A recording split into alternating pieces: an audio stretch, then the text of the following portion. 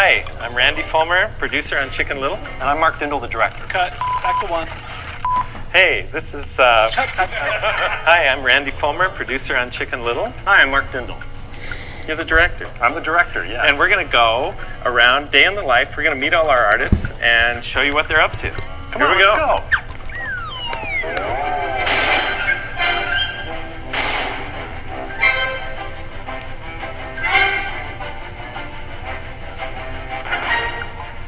The Disney legacy is all about memorable characters, great storytelling, fantastic eye-popping visuals, and emotional music. And our goal was to take all of these elements and pour them into Chicken Little.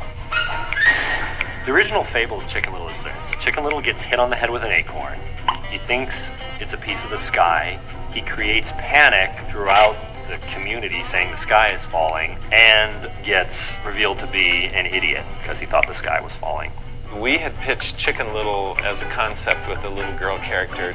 We felt a girl is more vulnerable than a boy, more unlikely as a character to save the world.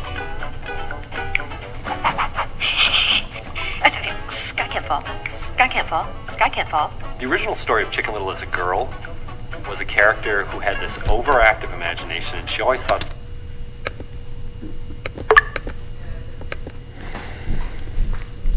something scary was going to happen. That is not a vampire rising from his coffin. That is just a house settling. What was that?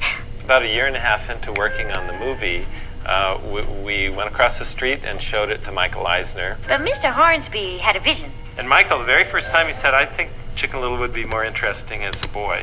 Then he felt, if you're small, that's a bigger problem for a boy than a girl.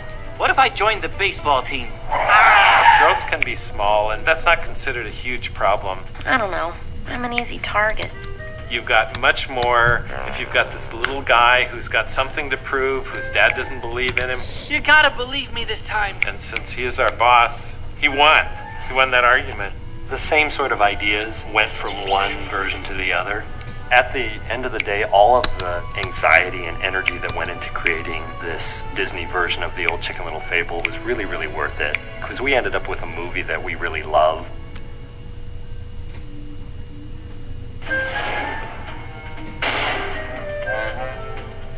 The main thing that inspired the design was just classic proportions that are cute and vulnerable, and that is a larger head, these innocent eyes. It's really baby proportions. Chicken Little really is a 12, 13-year-old. He's just small for his size. I put on 5 ounces this year. I've really bulked up. Hence the name. Chicken Little. So I really kind of poured myself into the character.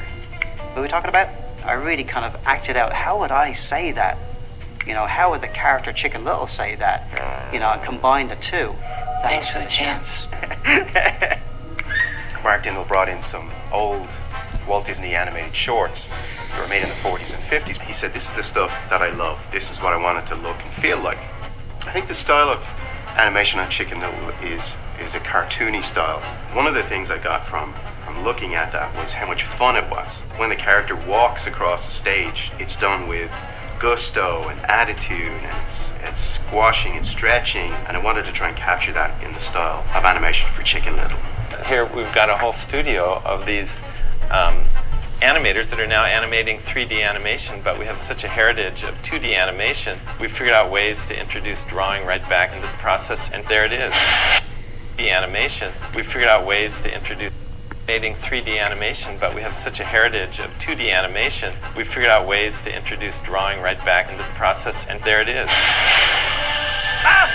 Well, squash and stretch is an old animation, 2D animation term to get elasticity into a character drawing. There's a great example of the use of squash and stretch in the movie. Goosey grabs Chicken Little by the head, bounces him up and down, fires him like an arrow against the window. He flattens, and then he starts to flop down that window. And it's all about how squashy and stretchy the characters are. It was really important for us to keep that 2D sensibility because it's part of our legacy. I think animators, when they come to Disney, look back first. They look back at the standards that have been set in some of the best animation the world has ever seen. 3D animation is different in that the animator is working with a digital puppet.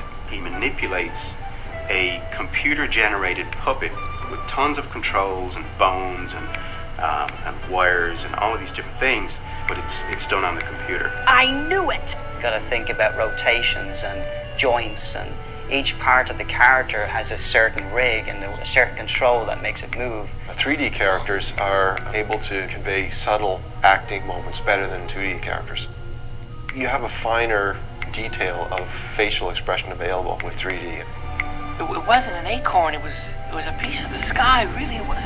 I love animating things that you didn't think that we could bring to life, like a talking chicken. There was definitely talking. That's what I get the most amount of joy from. What 3D offers us is an opportunity to make your characters that much more believable. Walt was always about using technology in the service of telling a story. And I think if Walt Disney were alive today, he would absolutely embrace this medium.